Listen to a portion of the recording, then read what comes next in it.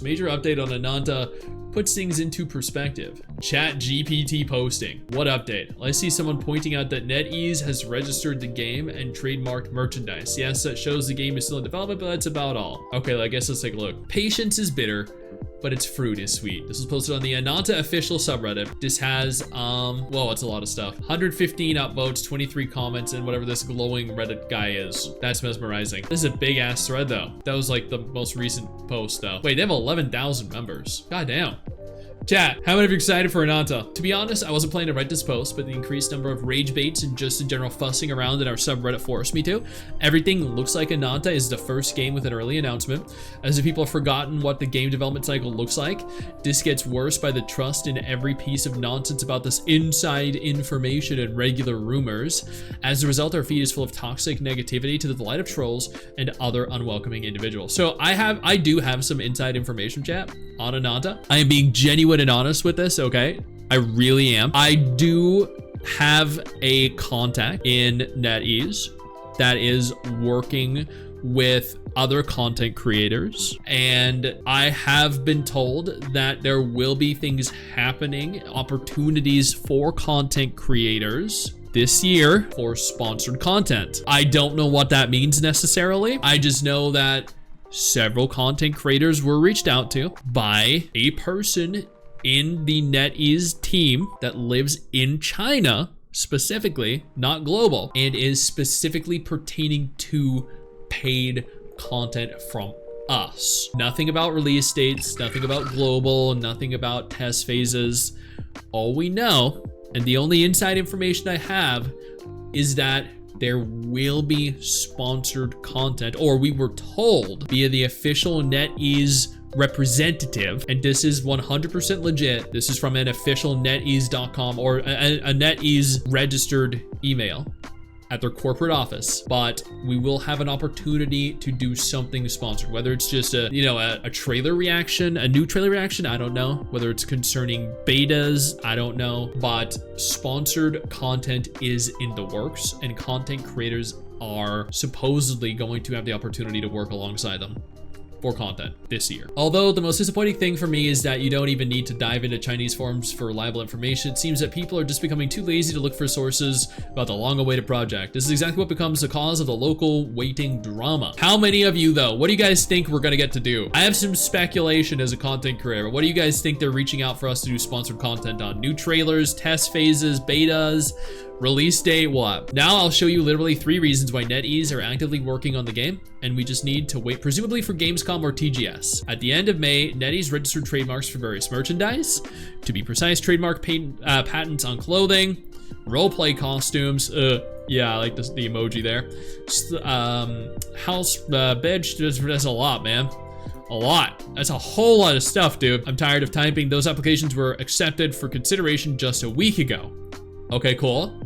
Cool. I'm not asking you to take my word for it. You can check it out yourself on the Chinese Trademark Office site. This example of merchandise, there's an image of gifts from the technical test. Ooh, okay. Well, but you know what they say, right, chat? You know what Tower of Fantasy players say? There was no test. The test wasn't real. Nope. The test wasn't real, chat. Here is merchandise given from the test. But you know, the test wasn't real. There's been no testing done. Nope. It's all fake. Fake game.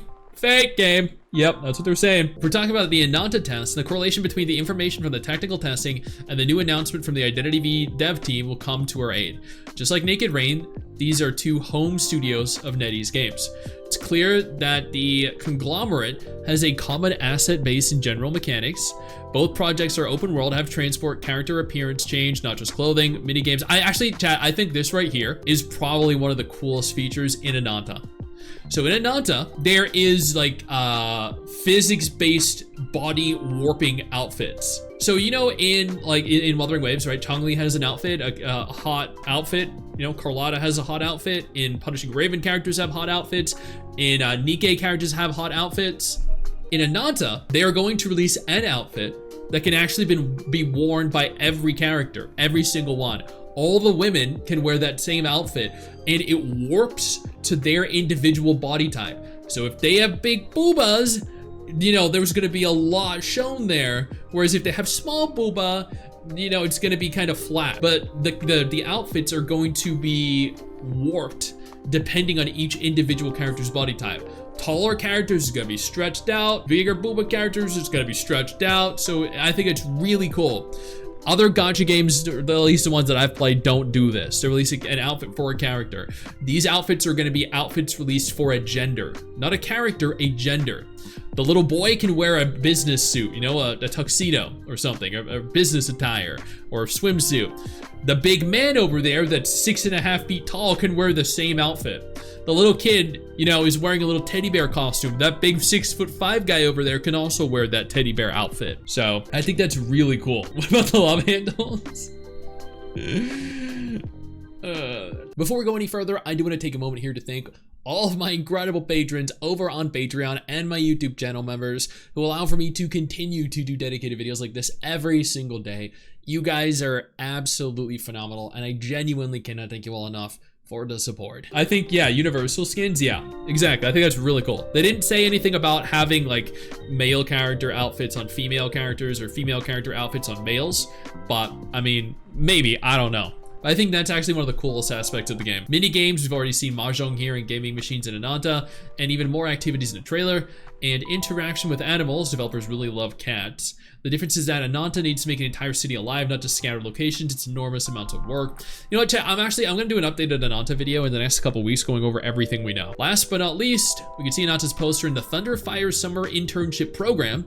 Who doesn't know that this is the main structure in NetEase games, more commonly known as Leihua, named after their site. As one can see, Ananta is a transition from Jianghu to a more global setting. Okay, so we do have, holy AI. So we do have, is that, I can't tell, is that, over on the right, is that Justice Online or is that Nautica Blade Point? I think that's Nautica Blade Point, right? We have Ananta, they're the only two games I recognize, I'm gonna be honest. I don't know enough about NetEase's games. I think it's like, no, that's not Perfect World. Tencent owned Perfect World, right? I like the Chongling Carlotta skin, same here. Yeah, I got the Carlotta skin immediately. It is Blade Point, okay. What are they gonna do about skimpy outfits for lollies? So here is the issue I have with it, and I already thought this, and I know there are gonna be some people that are disturbed by it and some people that love it, but with regards to the outfit morphing based on the individual character's body type, they're going to release an outfit in the game. So let's say as an example, they release a swimsuit, right? That has very thin bikini straps, right?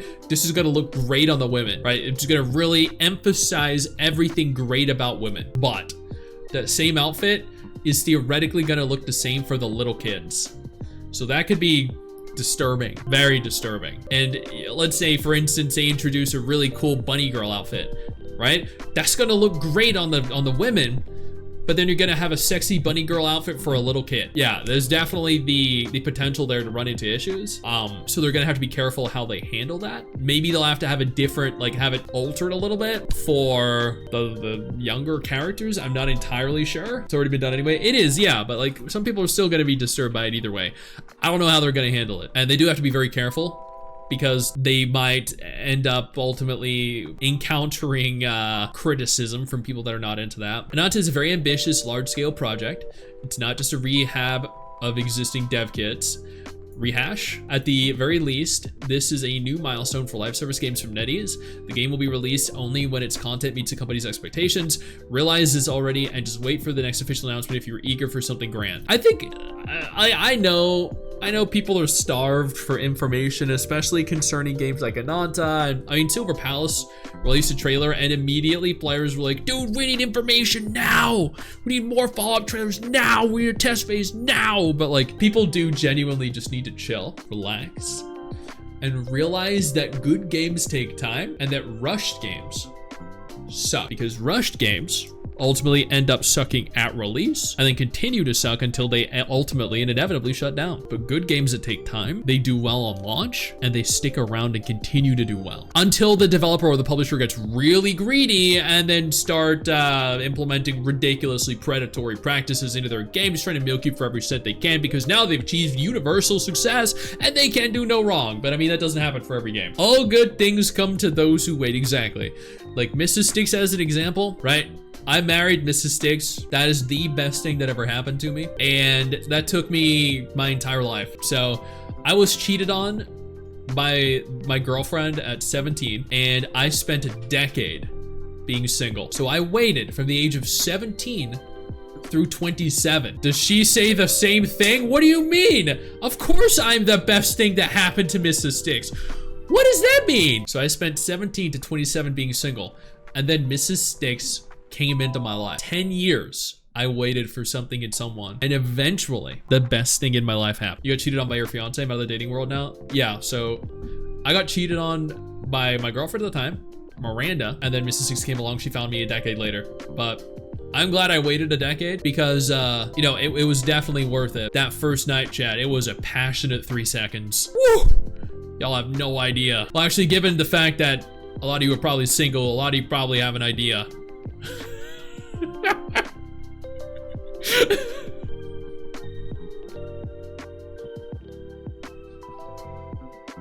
It is not lost on me that you have a little bunny girl shaking a bottle of soda. Yeah. 3 seconds, stop bragging. Hey, what can I say? They don't call me Quicks for nothing, chat. No, they don't. I know you think that you just hit the end of the video, and technically, yeah, you have. And I know your first reaction is to close out of it at this juncture, but don't.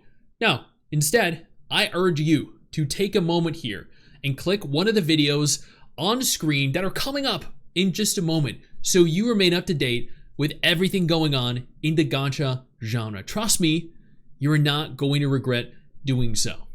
Stay flaccid.